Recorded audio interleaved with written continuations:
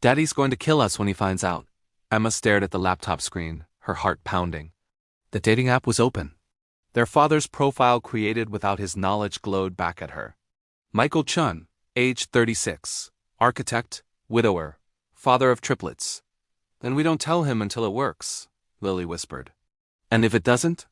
Sophie asked, fear creeping into her voice. It has to work, Emma said firmly. Through the slightly open bedroom door, they could see their father downstairs, sitting on the couch in silence, staring at nothing.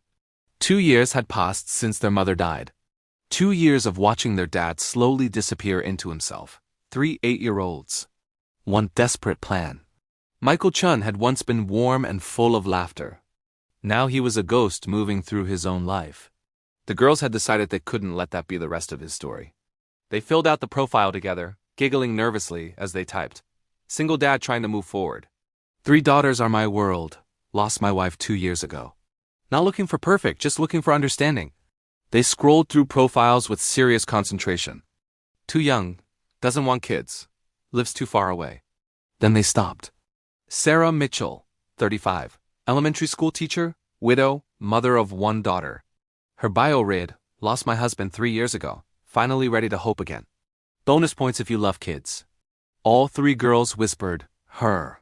Emma typed the message with shaking fingers. Hi Sarah, I'm Michael. Single dad with triplets. Maybe we could understand each other. She hit send. The next morning, there was a reply. I'd really like that. Saturday, 7 p.m. Riverside Grill. The girls erupted in silent screams. Phase 1 complete. What they didn't know was that their grandmother, Mrs. Chun, had overheard everything. She smiled quietly to herself. Michael deserved happiness even if it came through chaos. On Saturday, the girls executed Phase 2. They told their father he had a business dinner about a school renovation project. Michael hesitated but trusted them. When he arrived at Riverside Grill, candlelight and couples surrounded him. This was no business restaurant. The hostess led him to a table where a beautiful woman stood nervously. Michael? She asked. From the dating app? Michael froze. Confusion turned to panic. He insisted it was a mistake. Hurt flashed across her face and she walked away humiliated. Then he heard it, giggling. He turned slowly to see 3 familiar heads peeking over a booth. Emma, he said dangerously. Explain. Tears followed. Confessions spilled out. Apologies poured in. They just wanted him to be happy again. Instead of yelling, Michael felt something crack open. They weren't wrong. He had been surviving, not living. Mrs. Chun told him gently, then go fix it. Outside, Michael caught Sarah before she left. He explained everything, the fake profile, the fake meeting, the very real daughters who were terrified inside.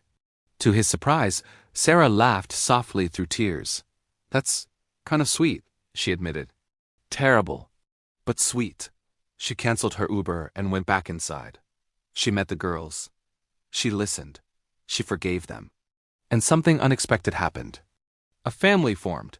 What followed wasn't fast or easy. It was careful, honest, full of grief and healing. Coffee dates turned into dinners. Dinners turned into shared lives. Sarah loved the girls without trying to replace their mother.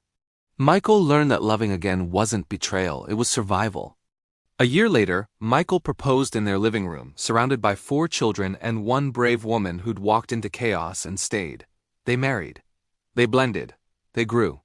Years later, when the triplets faced the terrifying moment of leaving home for college, separating for the first time in their lives, Michael and Sarah taught them the final lesson. Love isn't holding on. It's letting go. And when those girls flew away, scared but brave, Michael knew something with absolute certainty. The best love stories don't start perfectly.